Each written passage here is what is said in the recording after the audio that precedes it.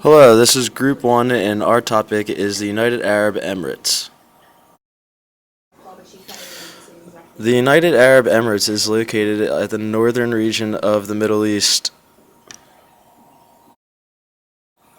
The major business opportunities in the United Arab Emirates is mainly petroleum and hospitality. The UAE political system is made up of a Supreme Council with 7 members, one from each emirate, a Council of Ministers, which is their cabinet, and the Federal Nation Council, which is like their parliament. In the Arab Emirates economy, about 40% of the UAE's GDP is based directly on oil and gas output, producing 2.9 billion barrels per day. Dubai is the economic center of finance, commerce, and transportation and tourism, and holds up to 66% of the UAE tourism's economy. Strategic positioning on the Persian Gulf provides great benefits to the economy. Dubai's airports already service 70 million travelers a year and is expected to expand to service 200 million. Dubai's port, Jebel Ali, is the biggest port in the Middle East in terms of amount of cargo it handles and is expected to become the largest in the world by 2030. Dubai has free zones, which are places that foreign firms can operate freely and with less taxes than the rest of the Emirates.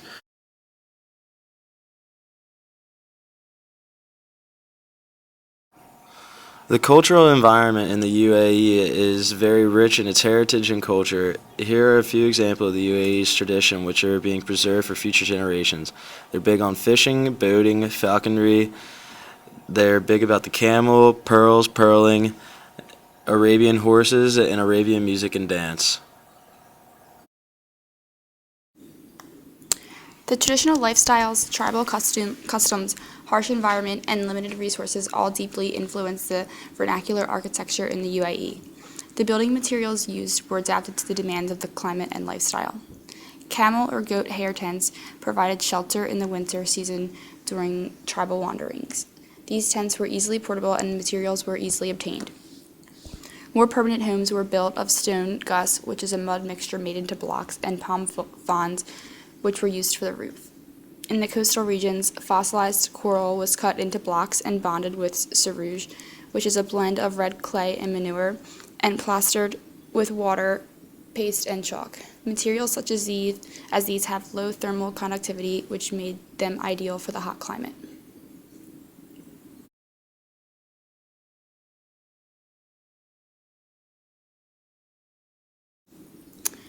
The main business opportunity that we found in Dubai is the hotel industry. Our opportunity is a median-priced hotel in Dubai to target international tourists who do not have the money to pay for the 5-star luxury hotels that dominate the city. Why? Because the 2020 World Expo, the high occupancy rate in tourism, and the lack of affordable hospitality. So these are just some statistics about Dubai. One of Dubai's biggest industries is tourism, bringing in about 14.2% of its GDP, and is expected to increase to 16.5% by 2023. Its current occupancy rate is about 80%, which compared to the regional average of 64%, and Europe's average of 56% is really good.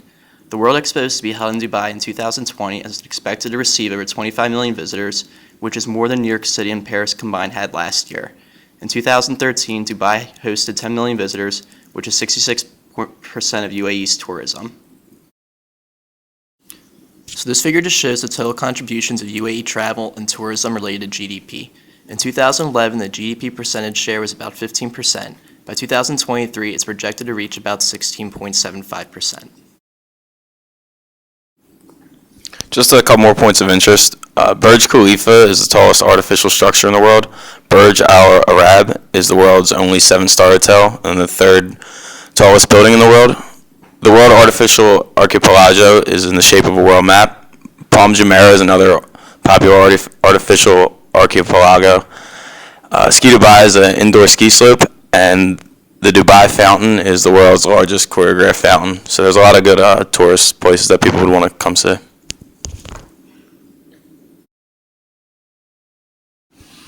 So some of the benefits of doing a business in Dubai: owning real estate is a reasonable cost considering the environment. The actions required for employee recruitment are relatively simple. There's no monetary boundaries in Dubai, so the exchange of Any major currency is easily possible. There's no commercial taxation to Dubai, and it's a free market economy. There is a 70% increase in hotel rooms in Dubai because of the upcoming World Expo, and it's a concern that there will be a slump in the hotel business afterwards. Our hotel is median priced, so we feel that it will flourish even after the expo because of its affordability. The UAE has a unique business culture molded by its rich cultural heritage. Business revolves much more around personal relationships, family ties, trust, and honor. It is therefore important that business relationships be built on mutual friendship and trust. Status is especially important and must be recognized by using the correct title when addressing someone. It is customary to use sheikh or shika for women. Punctuality is expected of Westerners, even if it's not practiced by locals. Hospitality is held in high regard throughout the Middle East, and people will take great pride in lavish shows of hospitality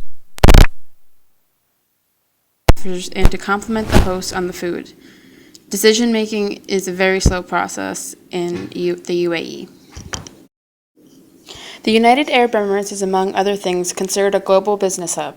They encourage foreign entities to establish their business in their country in several ways.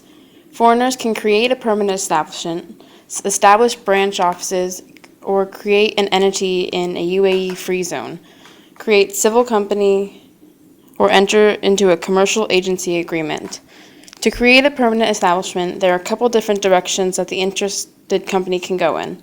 They can establish a limited partnership, which requires at least one partner that is responsible for the partnership's assets and manages day-to-day functions of the business, and at least one partner who is inactive and liable up to the contribution of capital to the company. A foreign business could also start up a joint venture, for this partner would start up the company in their name, but share the profits and losses with the other partner. Another option would be a public or private joint stock company. A public joint stock company requires a minimum of 10 founding members, and the company's capital is split into publicly owned shares.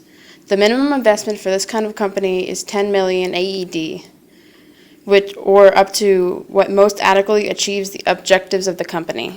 This option required businesses that involve banking or investment of funds on behalf of third parties. A private joint stock company only requires 2 million AED and 3 founding members, and the stock is not offered to the public. Another option is a limited liability company. The rules for the capital requirements for this option vary from emirate to emirate, but the liability of the partners is based on the extent of their share participation. Alternatively, a company could decide to set up a branch office or a representative liaison office in the UAE. A branch office is legally part of its parent company and conducts all its business under that name. Licensing rules for this option vary for each emirate. These offices allow to conduct business to the extent that the license allows. A representative liaison office is in charge of promoting its parent company by gathering information and doing marketing projects for the parent company to perform. There are conditions to establishing a foreign business in the UAE.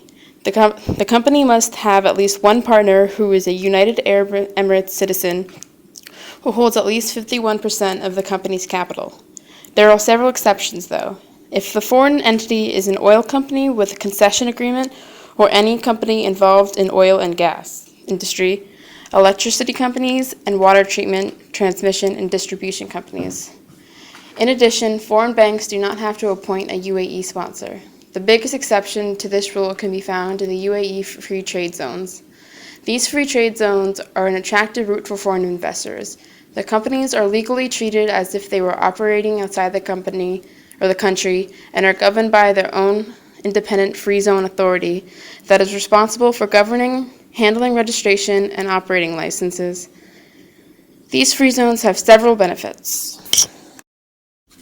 Free zones allow 100% ownership, i.e. full control of activities, 100% repatriation of capital and profits, 100% exemption from import and export duties. There are no tax on corporate gains or personal incomes in most cases. No currency restrictions, low cost of operations. They have pre-built offices, factories, and warehouses, and to fast-track startup and licensing procedures. Single window clearances, assistance with labor recruitment, and additional support services such as sponsorship and on-site housing. Abundant and inexpensive energy, transportation links by air, by sea, and by road, and have an excellent infrastructure, communications, and attractive working environment, and may have the ability to operate 24 hours a day. While the benefits listed above are very valuable, these free zones come with many limitations. As stated in the benefits, they allow a low operational costs. However, they are initially expensive to set up, with the minimum investment falling around 150,000 AED, which is around 40,000 US dollars. There are 40 or more free zones, each with designations on which industries can operate in them. Therefore, any type of business cannot operate in any zone. There is also a long waiting list to enter the most desirable zones, which causes problems for new companies trying to open up. Due to the fact that these companies are legally operating outside of the United Arab Emirates, they are not allowed to trade directly with the UAE market and must conduct business through a distributor, through which there is a 5% customs duty.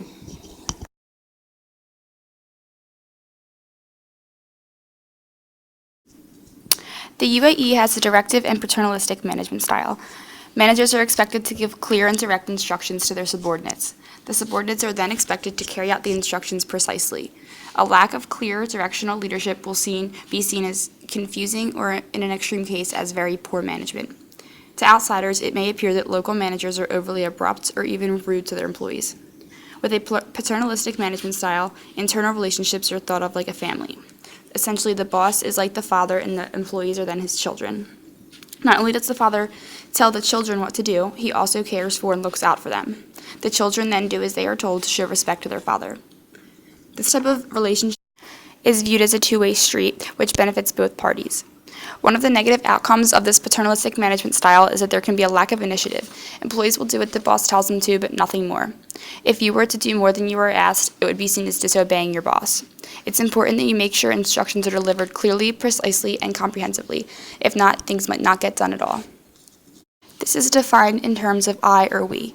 In individualistic societies, people are supposed to look after themselves and their direct family only. In collectivist societies, people belong to in-groups that take care of them in exchange for their loyalty. The UAE, with a score of 25, is considered a collectivist society. This is a manifest and a close, long-term commitment to the member group, be that a family, or extended relationships. Loyalty in a collectivist culture is a paramount, and it overrides most other societal rules and regulations. The society fosters strong relationships where everyone takes responsibility for fellow members of their group. In collectivist societies, offense leads to shame and loss of face. Employer-employee relationships are perceived in moral terms, like a family link. Hiring and promotion decisions take account of the employees in group, and management is the management of groups. Here are some recommendations that we have for countries in terms of doing business. In an international perspective, it is important for both countries to identify and acknowledge their differences between their management style and the management style of other countries. Managers from the UAE should understand that in other countries, such as the USA, only doing what you are asked can be seen as doing the bare minimum. Also, managers from the UAE should understand that in other countries, managers may openly discuss decision-making with their subordinates and take their thoughts into consideration. Managers from the USA should realize that not all countries give subordinate positions such fancy titles. Just because someone's position isn't titled Executive Vice President of Sales does not mean that they are not an important asset to the team. Also, the USA should understand that in some other countries, such as the UAE, management styles tend to function more like a family rather than co-workers and the employee-boss relationship that we are accustomed to. In terms of the Hofstede analysis, the two dimensions that we found to be most important were that they rank high on power distance and low on individualism. They believe that individuals are not equal, and the majority believe in a hierarchy, and its less powerful member of an organization accepts the power inequality. And for the low individualism, they believe in collectivist groups. The loyalty is to a broad group is common. Business is like a family. They take responsibility for all members of the group, and in groups and out groups within the organization. In conclusion, we found that there are a number of differences between management styles in the USA and the UAE. Whenever conducting business internationally, it is important for managers to realize that no two areas will operate in the exact same way as another. Managers are likely to face difficulties when dealing with countries that operate in a different way than they are used to, but it is important to understand these differences and work with them accordingly.